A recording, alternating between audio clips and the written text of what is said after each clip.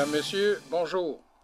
À l'émission Le Touche à tout aujourd'hui, comme première invitée, j'ai le plaisir d'avoir la chargée de projet d'un nouveau projet qui se déroule dans la région de Disraeli au niveau de l'organisme CERD. J'ai le plaisir d'avoir avec moi Mme Marcelle Dubois. Bonjour Marcelle. Bonjour Pierre. CERD, ça veut dire quoi ça? C'est un centre d'entraide de la région de Disraeli qui existe depuis 1991. Oui. Puis je pense que vous logez au centre communautaire J.N. Plante, oui, c'est dans ça. l'ancienne école. Oui, c'est en plein là. Alors, vous autres, vous avez bénéficié d'un projet qu'on appelle PAGIEP. Oui. P-A-G-I-E-P-S. Oui. Encore là, qu'est-ce que ça veut dire, ça, PAGIEP? C'est un plan d'action gouvernemental pour l'inclusion économique et la participation sociale. Oui. Et c'est chapeauté par la MRC, hein, à un moment donné, puis la CDC La aussi. CDC, Oui. CDC, entre autres, oui. Et c'est la MRC qui leur avait confié ce mandat-là. Alors, vous autres, vous avez un des 3 projets qui a été accepté sur le territoire de la MRC des Appalaches. C'est ça. Il s'appelle comment, ce projet-là? Le milieu de vie à votre image. Milieu de vie à votre image. Oui. Bon, ça c'est beau, ça. C'est Oui. un beau titre. Ça veut dire quoi? C'est quoi vos objectifs? OK. On veut améliorer la condition de vie de notre population en brisant l'isolement, en favorisant l'apprentissage et les interactions sociales, en favorisant le partage des expériences des personnes et du vécu, en encourageant le développement de leur confiance en soi et en soutenant leur propre prise en charge pour briser leur précarité via plusieurs projets collectifs. Bon. Et le projet est en marche depuis combien de temps? Je suis en poste depuis septembre 2020. Septembre 2020. Oui, il a été travaillé en 2019 pour présenter tout ça par le CA, oui. c'est ça. En poste depuis septembre 2020. Oui. Mais de septembre 2020, on était en pleine pandémie. Comme là, on commence à sortir. On est à la mi-avril, là. Mais, oui. Qu'est-ce qu'une chargée de projet fait en période de pandémie pour essayer d'atteindre le milieu de vie puis de le rendre à votre image? Eh bien, d'abord, on a un comité de dynamisation qui m'aide autour de moi pour pouvoir apporter... écoutez, ça n'a pas été facile. Hey, j'imagine. Ça a été difficile. On a quand même eu une parution pour l'hiver 20, des activités, des cours. Il y a eu des cours qui ont été en marche, mais c'était par Zoom. Alors, il y a des choses qui n'ont pas fonctionné du tout parce que les gens n'ont pas embarqué. Bon. Via Zoom. Mais s'il n'y avait pas eu la pandémie, là, oui. Comment que ça aurait fonctionné si on prend les objectifs, OK? Si on les passe un par un. Améliorer les conditions de vie dans la région d'Israëli, de quelle façon? OK. Nous, on est démarré en décembre 2020, on a terminé notre sondage d'études de besoins pour la ville de Disraëli. Ah, OK. À partir d'un sondage, on a fait des téléphones. Les gens, on a rempli ça sur Monkey Survey ou Survey Monkey, là. Ouais. Et puis, on a eu 60% de compilation, là. Ça a été c'est bon. bon, ça. Oui, c'est très bon. L'échantillonnage est bon. Ça a été... Au départ, on voulait faire un dîner-rencontre.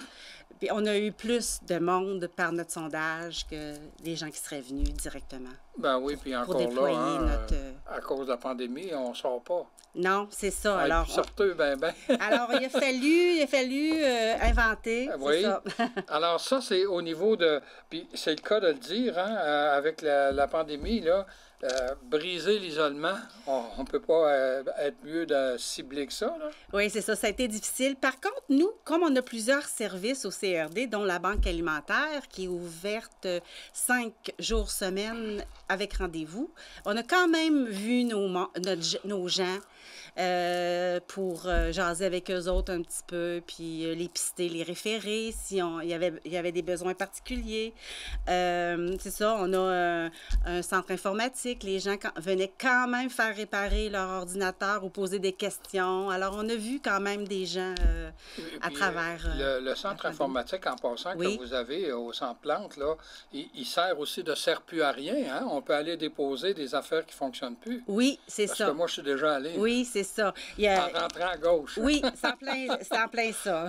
Bon. Alors, à cause de la, appelons ça la popote roulante, là, que vous avez. Et la cuisine collective. La cuisine, et la banque alimentaire. Ah bon, OK. Ouais. Alors là, il y a possibilité d'avoir des liens avec les gens pareils. Oui, avec la distanciation, avec toute la sécurité nécessaire. De 2 mètres, comme on est à 2 mètres actuellement pendant qu'on se parle. C'est ça. Et de quelle façon vous entendez, vous autres, là, mettre à profit les autres, les autres objectifs là, au niveau de vos moyens d'action pour favoriser l'apprentissage?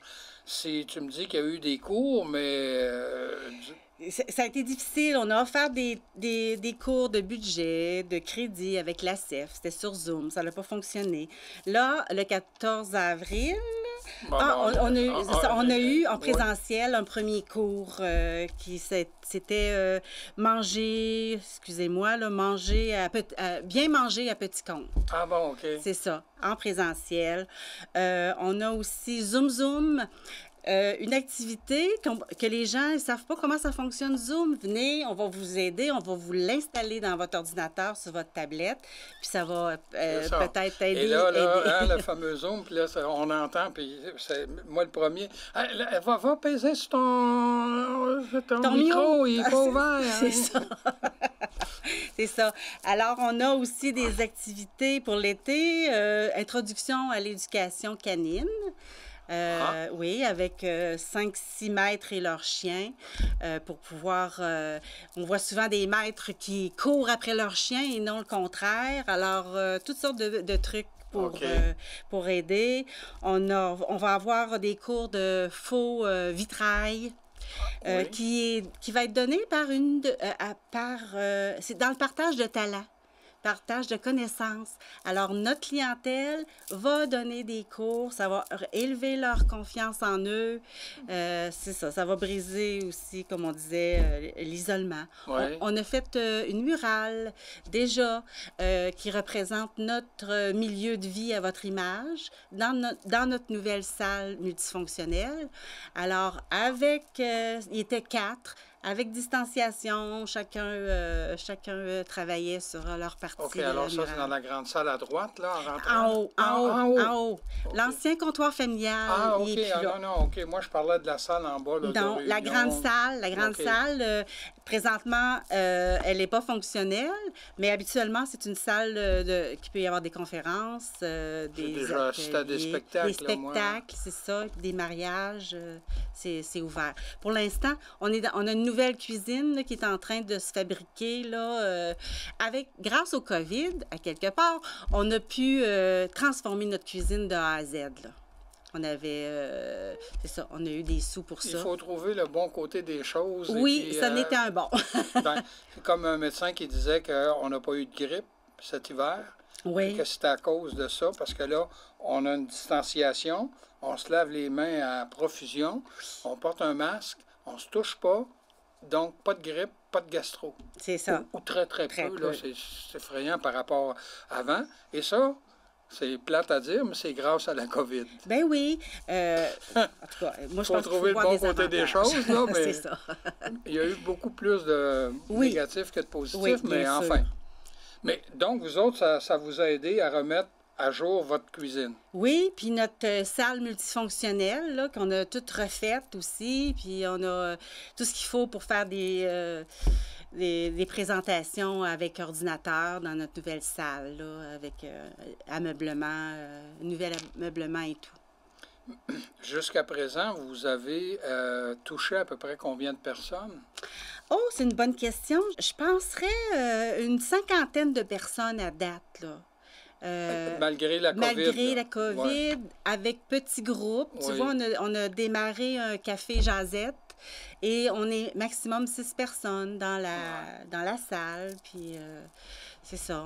Mais j'imagine que là, maintenant qu'on a commencé à voir le bout du tunnel, puis que même le premier ministre a promis que tout le monde qui voulait être vacciné le serait d'ici le 24 juin, est-ce que vous autres, à partir de l'automne, vous avez déjà prévu de dire, bon, ben là, on va pouvoir commencer à s'étirer un peu les ailes, puis...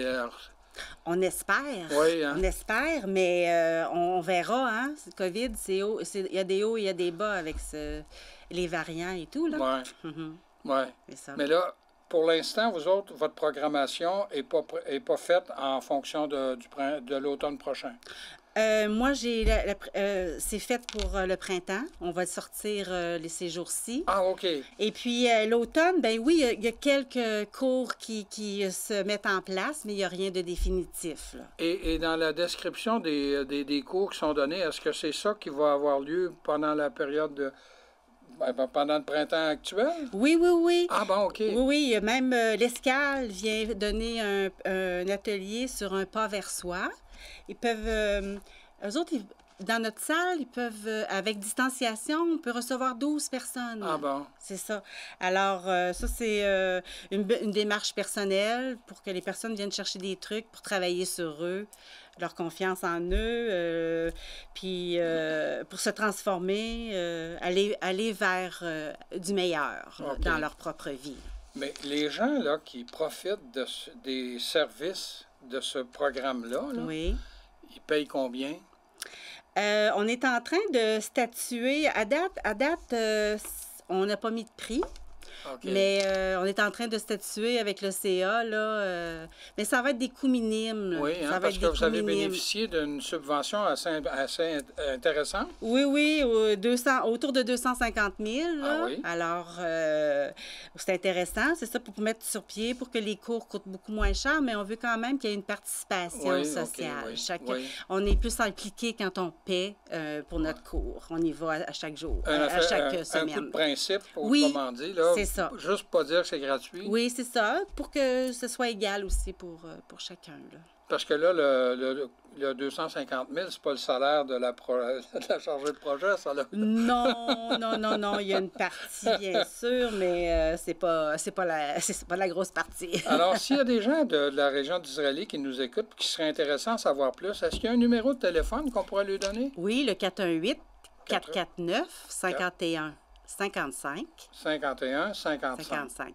Et le sondage va se poursuivre dans les 6 autres municipalités au courant de l'année. Du secteur sud de la MRC. Oui, c'est ça. Toucher tout le monde. Bien, merci beaucoup, Marcel. Merci. Alors, j'avais le plaisir de recevoir la chargée de projet d'un projet qui se déroule sous la férule du centre d'entraide de la région d'Israël, le CERD. Demeurez des nôtres. L'émission se poursuit dans quelques instants.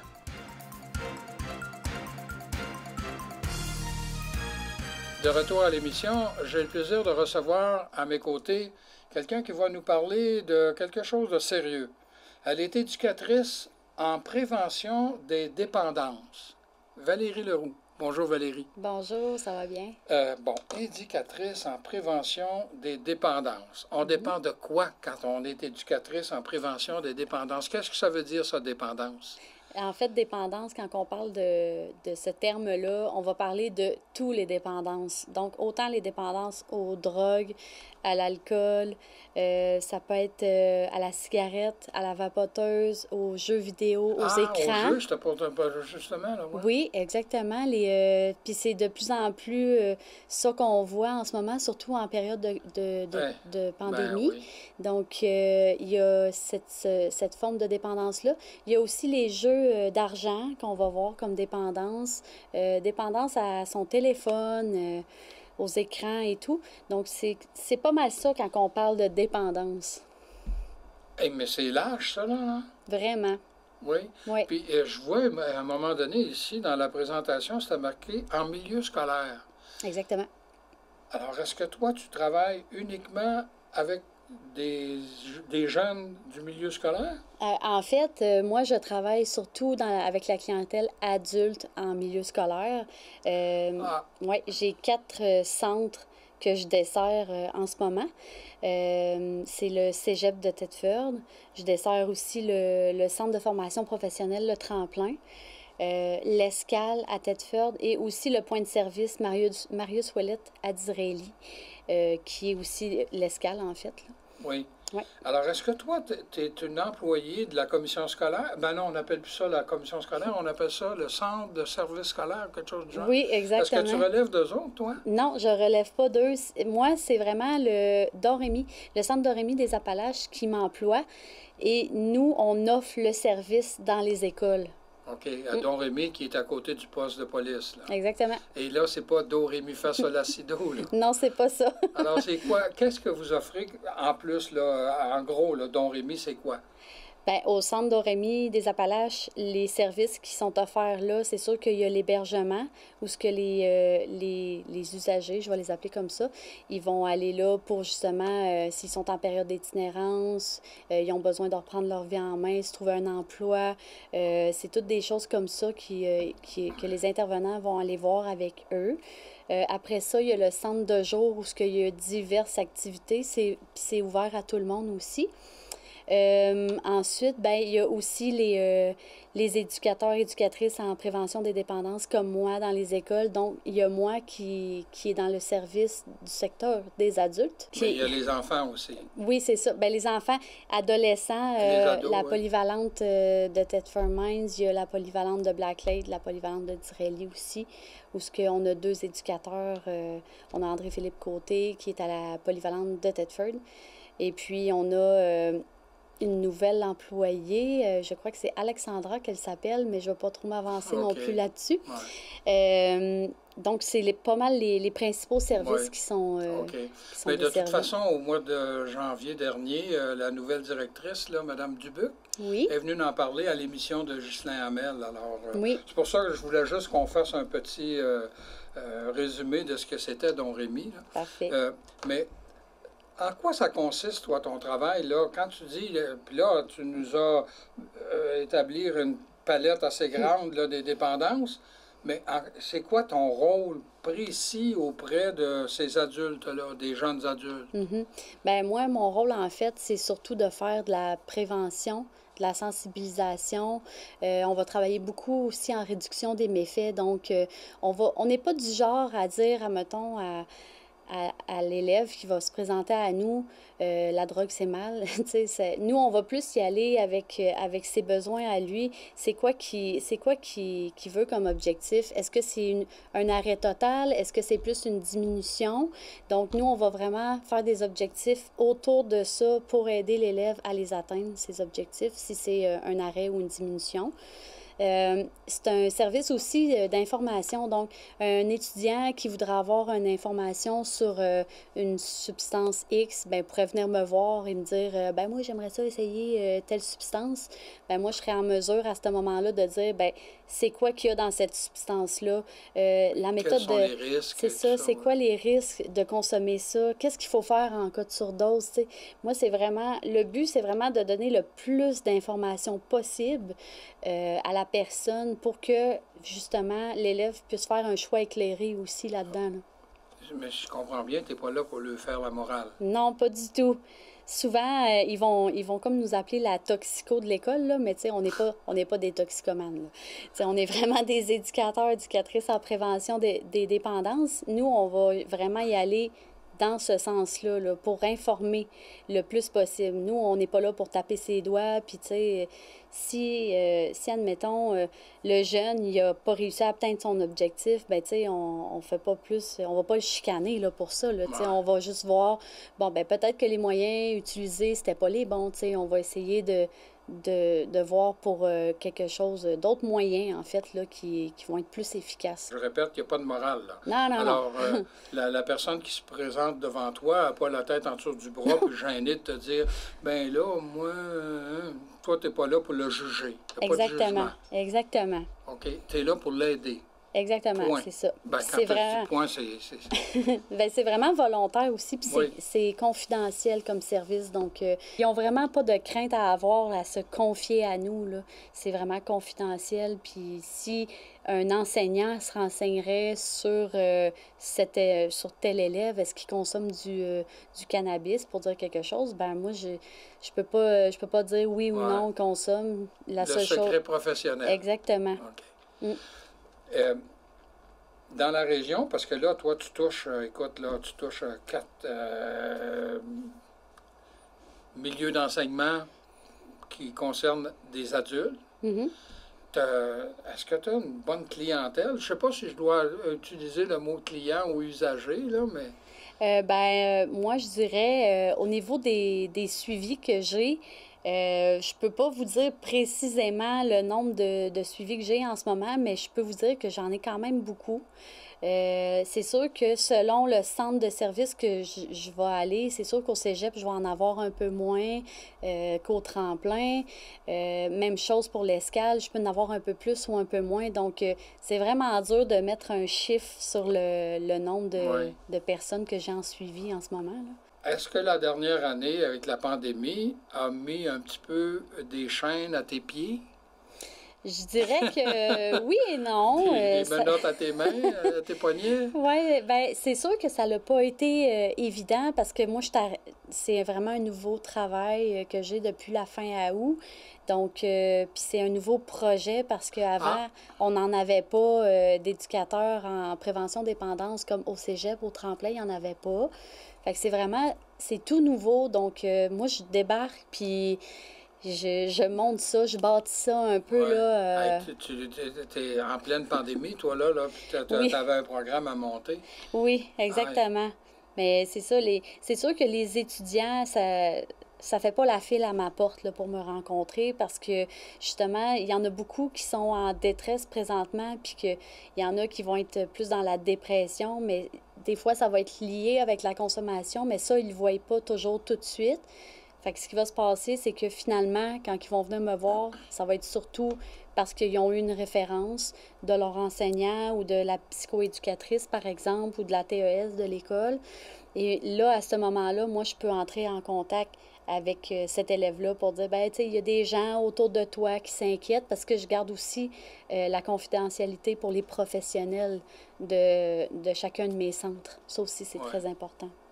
Mais justement, quand on parlait des dépendances tout à l'heure, puis tu m'en as énuméré une belle liste, là, puis même le jeu, là. Alors, avec les tablettes, puis les téléphones, puis tout ça, puis dans la période dans laquelle on se trouve, là, où les étudiants ont été obligés de zoomer, là, comme on dit, là, encore plus, là, des cours sur le tablette. Est-ce que ça peut être un danger, puis ça peut être potentiellement des clients pour toi, ça? Ah oui, absolument, absolument. Mais c'est sûr qu'en contexte de pandémie en ce moment, oui, il y a eu plus de dépendance aux jeux vidéo, par exemple. Un jeune qui était en sport-études, ben les sports à l'école, ils ont tous été arrêtés. Donc, ce jeune-là, il se tourne vers quoi? Ben, il va se tourner plus vers les jeux vidéo parce qu'il peut jouer en ligne avec ses amis. Donc, oui, il peut développer une problématique à long terme. Puis c'est la même chose pour la consommation d'alcool ou de substances psychoactives, en fait, là. La pandémie a fait en sorte que les gens, en étant isolés, ben ça a augmenté la consommation de leur dépendance, que ce soit alcool ou que ce soit des drogues, là. Oui. Et moi, j'ai entendu là, des gens en télétravail qui ont réalisé qu'à un moment donné, ils buvaient une bouteille de vin par jour. Absolument. Parce que là, ils sont à la maison, ils sont habillés en mou. Bon, avec la fameuse blague, là, ils ont juste le veston avec la cravate, ils sont en gougoune en dessous de la table. Là. En pyjama, et puis là, tu sais, un petit verre de vin pour commencer la journée. Puis la première nouvelle qu'ils sachent, ils sont arrivés sur l'heure du souper, puis la bouteille est passée. Mais c'est à tous les jours. Ça va être des clients de Don Rémy, ça, à un moment donné, malheureusement. Là. Oui, probablement, oui. Parce que vous autres, vous ne cherchez pas des clients. Ils viennent, les clients, à vous. Là. Oui, ils viennent à nous, mais c'est sûr qu'on va se promener aussi dans l'école. Là. On appelle ça un travail de corridor, un peu comme un travailleur de rue, là, je dirais, qui se promène dans les rues. Ben, nous, on se promène dans les corridors. Puis souvent, ben, c'est là qu'on va créer nos liens aussi avec les étudiants. On va aller s'intéresser à ce qu'ils font. On peut aller aussi dans les classes, comme par exemple au tremplin, au centre professionnel. Là, on peut aller dans les classes où on peut aller voir vraiment concrètement, OK, toi, tu t'étudies en véhicule léger, bien, c'est quoi qu'on voit dans un moteur de Weed Eater? Alors, tu fais un premier contact comme ça. Oui, exactement. Puis eux autres, bien, ils sont contents de montrer que, ça, c'est le même, puis ça marche comme ça, puis ils sont contents de montrer qu'est-ce qu'ils font, en fait. Fait que ça crée un beau lien en partant, là.